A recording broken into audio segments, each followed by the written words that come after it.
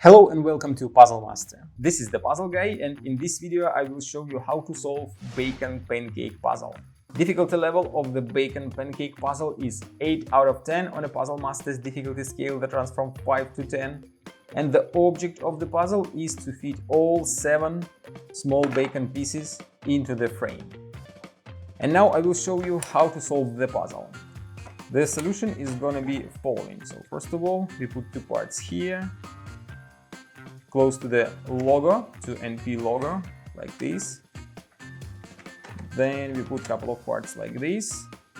Another part will go right here. This piece fits just perfect in this spot.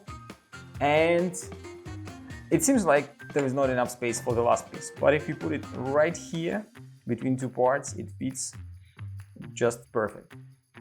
If you like the Bacon Pancake puzzle or you want to try some other amazing puzzles, go to puzzlemaster.ca. See you next time.